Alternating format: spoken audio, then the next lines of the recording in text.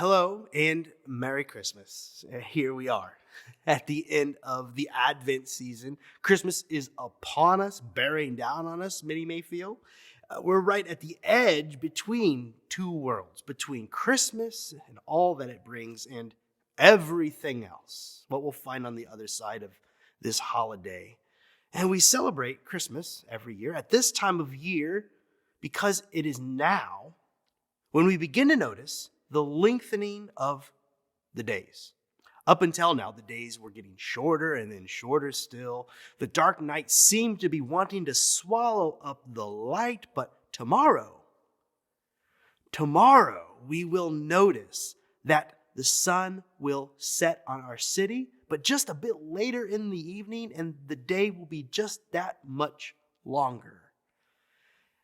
This trend will continue through the winter, and this should help us remember that the cold, the darkness cannot last forever. It will eventually give way to warmth, to sunlight, new life, new leaves on the trees, baby animals born in the spring. All of this to say, the winter does not last forever. And here is a great metaphor, one that has been noticed by ancient and modern romantics alike. Perhaps, just as the darkness is beginning to give way to the light, perhaps our own redemption is drawing close. Dare we hope for it? Will our salvation come as sure as the spring? In the meantime, Advent in the Jones house is celebrated in the following way. Most nights we gather to light candles, and my children sometimes argue about who gets to help light the candles on our Advent wreath. And I think this is a good thing, a good problem to have, that they are each anxious to be a part of bringing more light into our lives. Well, once we've sorted that out, we'll light each candle, and every week we'll light them in correspondence with the week of Advent that we are on. Week 1, we will light the candle of hope, and week 2, then we light the candle of peace, and then week 3, we lit the candle of joy, and then week 4, this week, we light the candle of love, and then on Christmas Eve, when we go home, we light the Christ candle. And just after we light the candles, and before my children eat the chocolates from their Advent calendars, we read them stories about Jesus' arrival from their children's Bible story books. And they don't like this arrangement very much. They'd much rather have the chocolate up front. And sometimes, just to get them to settle down, we'll acquiesce. But either way, once they've settled into the story, they hear about the first Christmas and the stories that surround it. You know the stories. We read about shepherds watching their flocks by night. We read about angelic visitations and of miraculous pregnancies.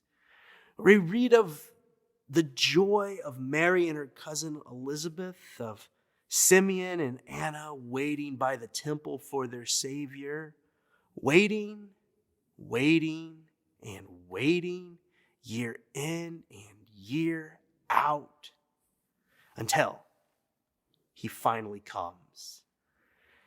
And these stories have been framed for our children in the children's Bible as stories for children. They're kind of written so children will be able to access them. And why shouldn't they do that? These are nice stories told for kids in the way that their Bible story presents them, so that they can come to some appreciation, some understanding, until we arrive at the story of Herod and the 3 wise men. The 3 wise men are fine, but then there's Herod. And it is hard to gloss over a despotic king who wishes to kill his rivals. Some children's Bibles will even leave out that part where King Herod orders the murder of all male children younger than 2. Calling this the slaughter of the innocents is not too descriptive. In my mind, it's perfect. It sobers us up. It reminds us that no matter how cute the children's Bible will render these stories, they did not take place in idyllic times. The Roman Empire had subjugated the land of Israel, Palestine. Roman soldiers were stationed in every city to ensure there would be no rebellion. The shepherds who watched their flocks by night were extremely poor, as were Jesus' parents, Mary and Joseph. Tax collectors fleeced the people of what little they had to fund Rome's vanity projects and to erect palaces and monuments for King Herod. These were not good times for many of those people, and I'm glad personally that my children's Bible will gloss over much of this, because my 2 daughters and my son will learn the way of our world soon enough. Not yet. Which brings us to this moment. This Christmas finds us caught in the midst of challenging times. These past 2 years have brought with them great societal upheavals, much of which still feels unresolved, and this has me anxious. Some of us are angry, many of us are afraid, and then there's this pandemic. Hospitals filled, people dying, isolation, loneliness, heartache, partisan divisions that have led us to a place where we cannot even agree on a shared reality. But the truth is, Christmas finds us just as it always has. Just as the first Christmas came in the midst of troubling times, this Christmas is really no different than many others. I can imagine how it felt to celebrate Christmas in our country, say in 1860 during the Civil War, or in 1942 after Pearl Harbor was bombed. I remember how it felt to celebrate Christmas in the winter of 2001, just months after the attack on the World Trade Center when the towers fell. Christmas finds us each and every year, and it presents us with a choice. Will we cling to its promises, the promises of Christmas and the hope it brings, or will we collapse in despair? Will we find the faith to believe that the winter will eventually end, that the light has come and is coming, that God will not leave our world this way, that all that may be restored, redeemed, saved will be, and that includes us, our children, everyone we love? Our ancestors have found it reasonable to trust in an unreasonable hope. Jesus' mother Mary once sang a song of hope in spite of it all. I'm sure Christmas in 1860 was bleak as our country found itself in the midst of that Civil War, but I bet they sang Christmas hymns in December. And there are those who are maybe watching this who may well remember Christmas of 1942, yet still you sang and you sing today. I remember singing, O come, Emmanuel, in 2001, desperately, but with conviction. And now, here we are. We're still here. And on Christmas Eve, we will light candles and hold them high. And here is a testimony to our conviction that our help is on the way. And in a mysterious way, it has already arrived by way of a baby born 2,000 plus years ago.